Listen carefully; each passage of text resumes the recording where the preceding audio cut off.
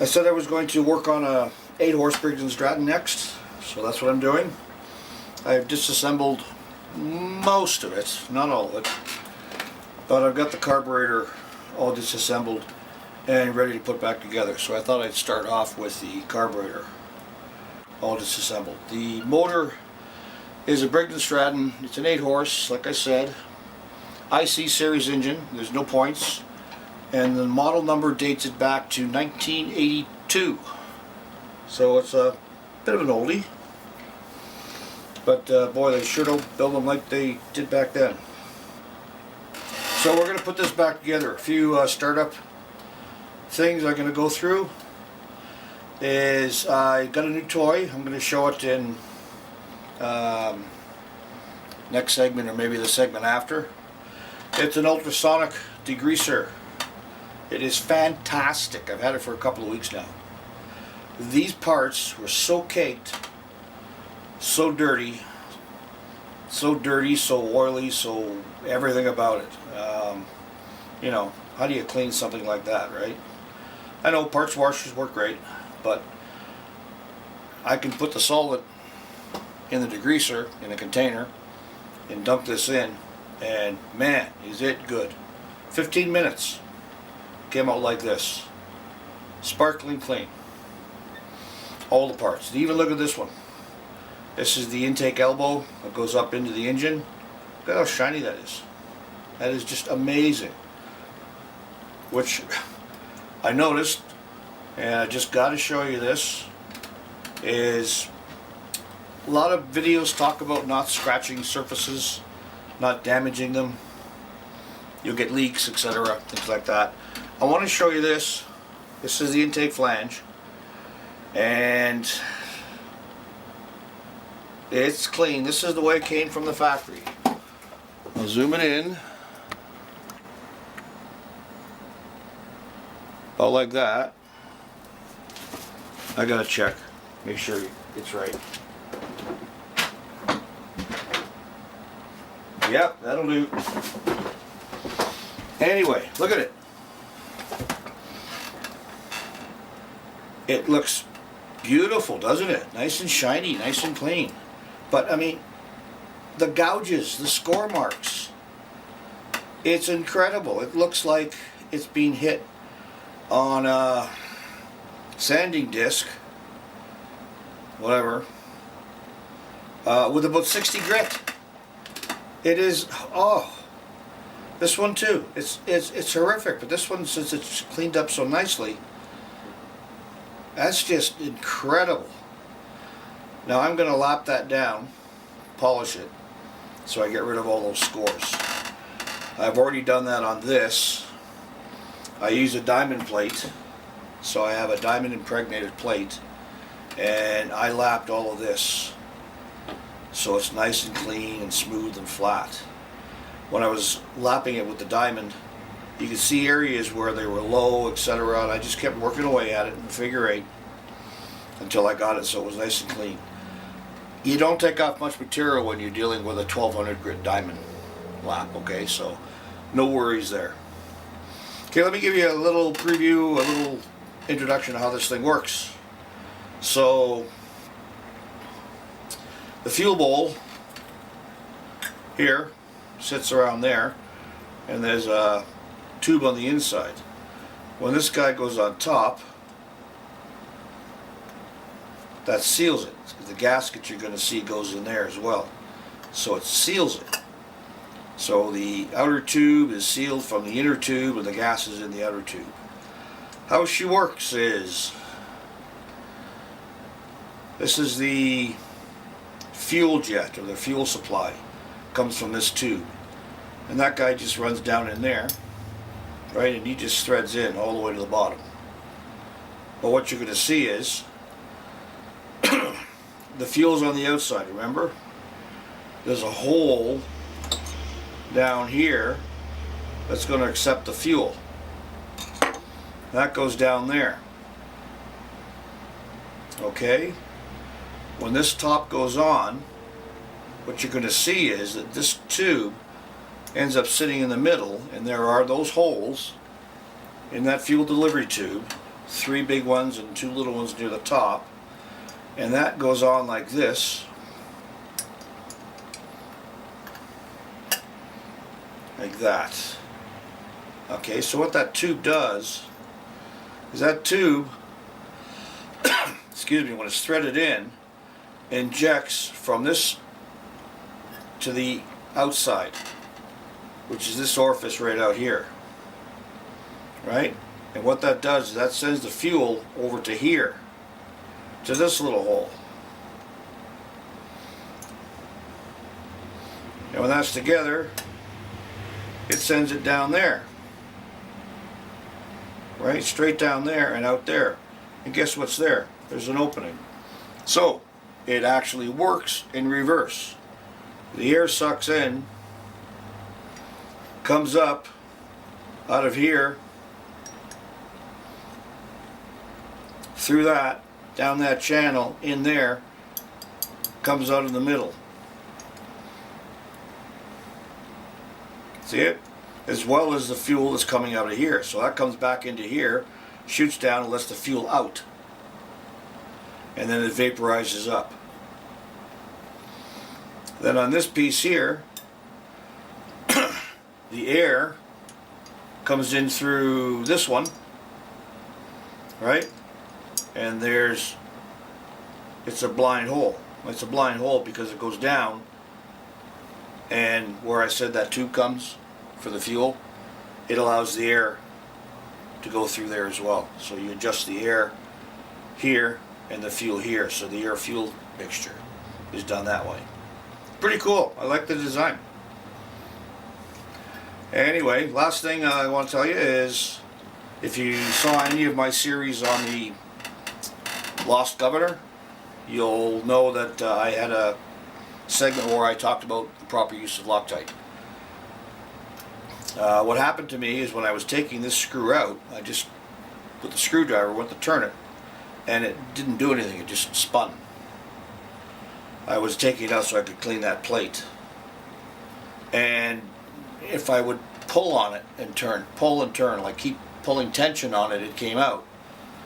I took the things off, the choke lever, and I screwed it back in, and well, the threads are stripped. So I thought, oh crap, what am I going to do? So what I ended up doing was I brought on my trusty blue Loctite.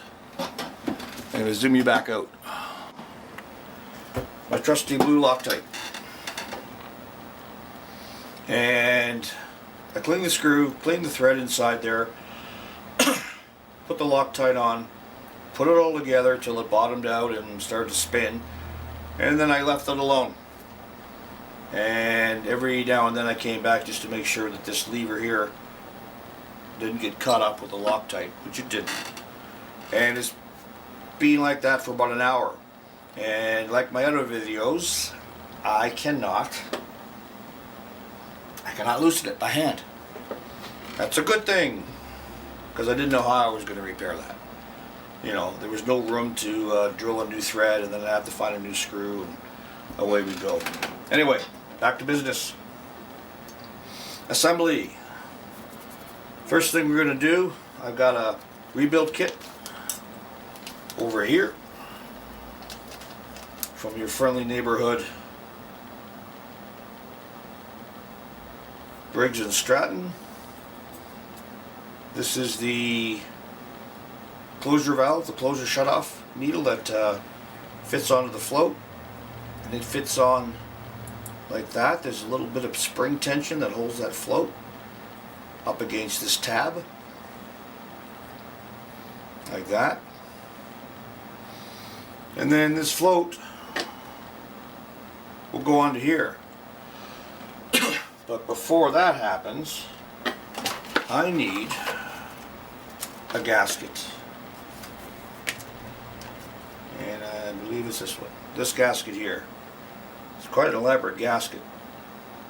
And it has to fit over there. Just like that.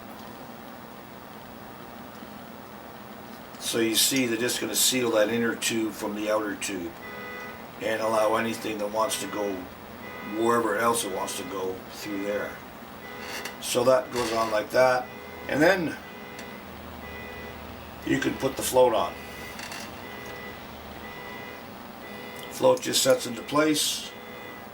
Drop that little needle closure and get the pin, brand spanking new pin, and that just slides in there like that. I know you've seen 100 carburetor builds before, or rebuilds, but thought I'd go through the explanation of how this guy seemed to work, which was nice. And then there you have that. So now this is not supposed to be in. You can close it up, and it closes up with the square end there, to the square end there. So it goes on like that. Okay, and then it's just not those screws, jeez, these screws, and there's 3 of them. Put them in quickly. I gotta say, I love that vapor degreaser. These parts came out immaculate. 15-20 minutes. That was it. I think after 5 minutes I went in, and if there was a real heavy duty buildup of mud and dirt that had caked on and baked itself on, I just scrubbed it for 15 seconds to loosen it up a bit. And that's the way it came out. Love it. I got a bigger one. It's a 6 liter, so it cost me 190 bucks. Yeah, it wasn't cheap. But I will use it for years and years and years. You can get a lot smaller ones. Just check out eBay. A lot smaller ones for more for medical and dental type of stuff. And if you're just going to be doing small parts, you know, they're under 100 bucks, easy. This thing turned out spotless. When I took it out, it was caked. It was, you know, dirty. It was clogged. One of the 3 tube holes here was clogged, and there's 2 very tiny ones up here, one there, and another one on the other side, and they were plugged. You could see through the tube, but they were plugged. In the ultrasonic, took it out with the rest of the stuff. Spotless, absolutely spotless. A great investment for me. So now what you can do is you can put this guy in, and you can thread him gently all the way down. This one's just going to clear the threads so I don't beat them up on the way down.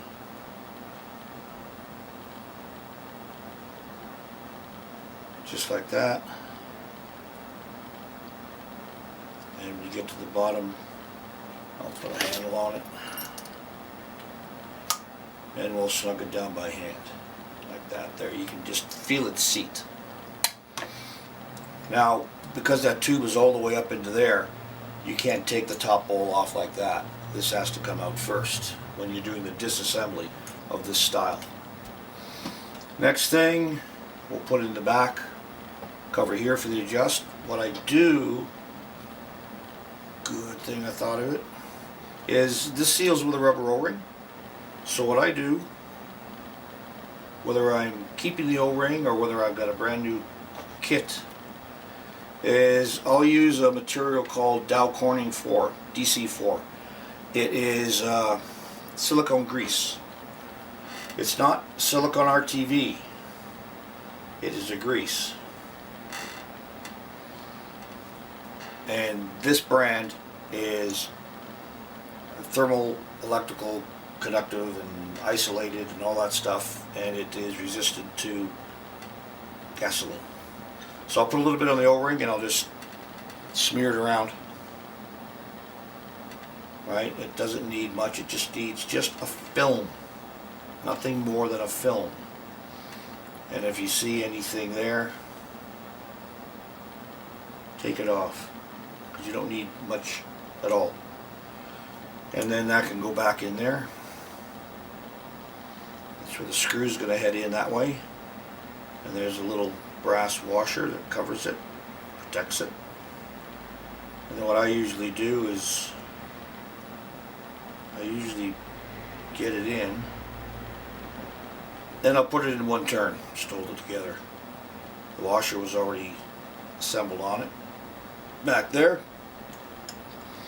and it just goes in and threads in the bottom. Okay, I'll torque that later. And you want to make sure that this is all the way out, or if you're not too concerned and you keep that little washer in place, you just don't even put it in until that's seated, because you don't want that to hit anything on the way in, hit that tube or hit that opening. And my God, that's about it. Nope. I've got this is the air. There's a spring for that.